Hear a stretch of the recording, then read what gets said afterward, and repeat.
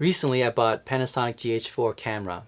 My question is it still relevant in 2020? Let's talk about it.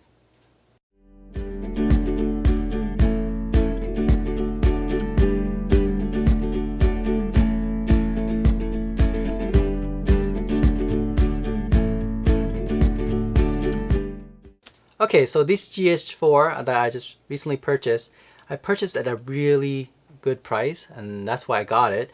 I want to test it out, see if it's still relevant in 2020. If I don't like it, I'll just sell it back again. Now I got this for under $700, which includes the camera and the lens itself, which I think is a bargain. The lens itself you buy new is already $700, so I pretty much got this camera for free. And if I'm not happy with the Panasonic, I can always use this lens for Blackmagic Pocket 4K, right? So yeah, it's a win-win situation. But anyway, let me talk about the camera itself. For 2020, I think it's still a good camera, especially if you can get a really good deal on it.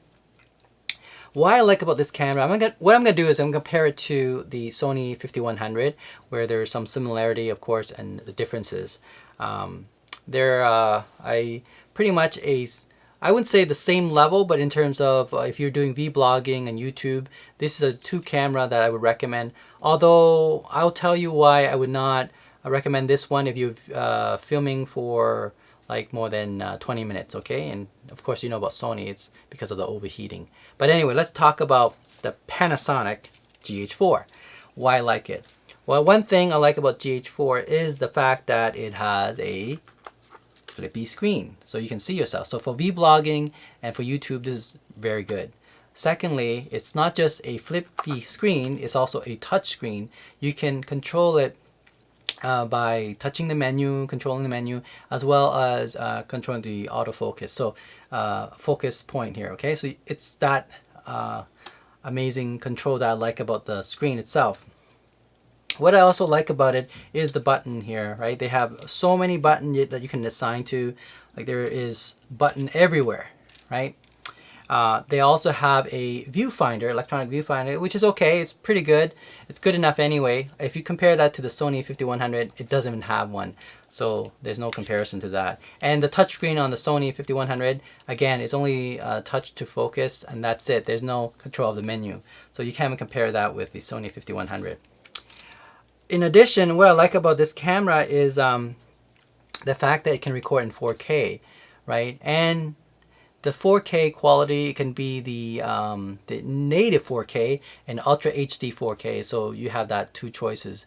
And now there's a special adapter, the grip, that allows you to hook up like the SDI and XLR audio connection. That module is on the bottom. It costs as much as the camera. Yeah, but I think now you can probably get it for around $600-700 used. Maybe even cheaper.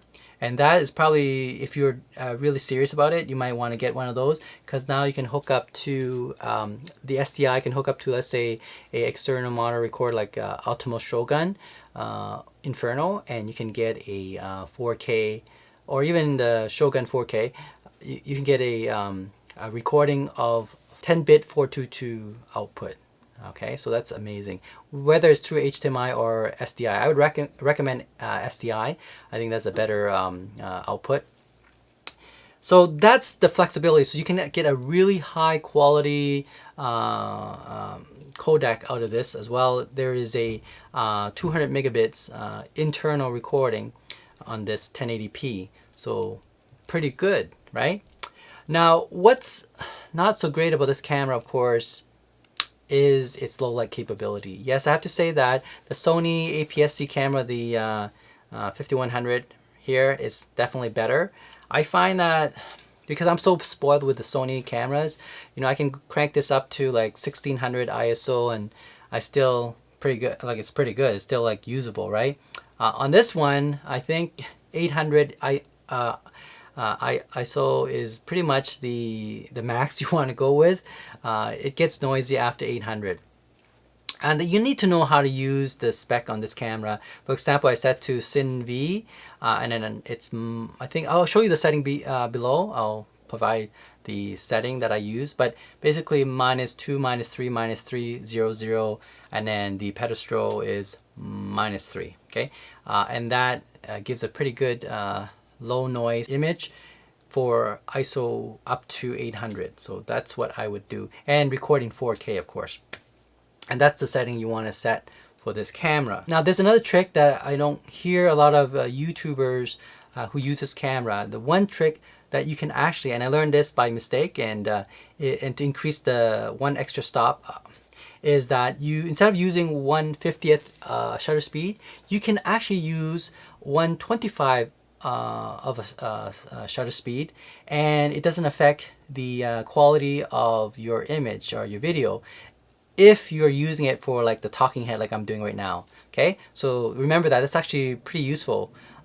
I set it, actually, the reason I was doing that because I didn't like the noise and I didn't want to push the ISO to above 800. So I decided, well, why don't I do the another setting where I can reduce the shutter speed down to 125. It actually didn't affect the image at all. I'll show you the at the end the video at how I did that, like at 1/25 shutter speed, and you'll see that it didn't affect how the moving or the blurry quality of the image. In fact, it's looked normal to me. Okay, so yeah, that's, if you know how to use this GH4, I think it's a pretty good camera for 2020. In fact, it's still relevant if you know how to use it properly, especially if you have the prime lens, like anything that is like f1.7 and so on, like that, like a very wide aperture lens and prime lens. I think you're gonna have a good quality image on this camera. Another thing I forgot is that this camera actually has unlimited recording, so it depends on your battery and on the SD card, right? And another thing is very important is the battery is amazing. It's able to record very, very long compared to the Sony cameras, the 5100 and the 6000 series, right? I would say almost twice, if not more, maybe 2.5 times longer lasting on this camera, the battery on this camera, than the Sony camera. So they have a very good battery system here. So if you talk about unlimited recording, batteries, touch screen, flippy screen, 4K, this is the camera. If you talk about low light capability, you just have to learn to adjust your environment, right? So set it to maximum ISO for 800 and have a lot of light, especially if you're doing indoor. Outdoor, you shouldn't have any problem.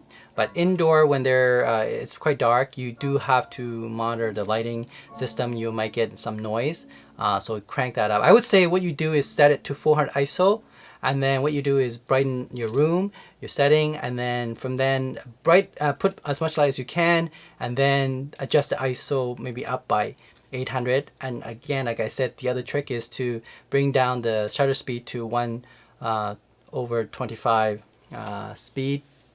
shutter speed, and you'll be fine. It doesn't affect your image at all, and I tested it out. Okay, have a look at the image right after this. Okay, so yes, I definitely recommend the GH4. I'm gonna test more of this camera. I only have one lens, by the way. I always set it to 12 mils f3.5, open as wide as possible. Yeah, and that's, I'm gonna leave it at that. I will probably not move it to a higher than 20, I guess 24, which is equivalent to 48 mils, right? So remember, this is a crop factor. If you use it, you compare that to a full frame, it's twice as much. So for example, in 12 mils on this lens would be equivalent to 24 mils of a full frame, right? So I always set it to 12 mils anyway.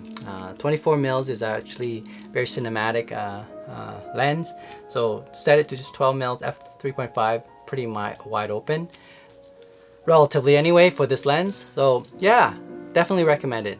Thanks for watching. EducateTube.com.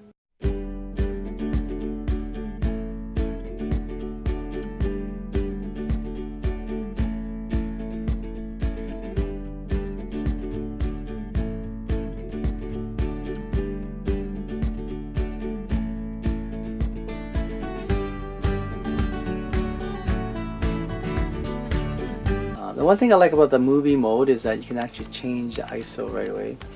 This is, okay, this is 1250, so this is 1250. 1250 actually pretty nice. I like 1250. This looks very similar to my Sony FS700R. Alright, so, but we'll see how it look when we grade it. But yeah, not bad. And this is 1600. Oops. This is 1600, so 1600. Yeah, 1600 is pretty good, so we'll see how we can grade this 1600. And then this is 2000. Okay, is there noise? Don't know.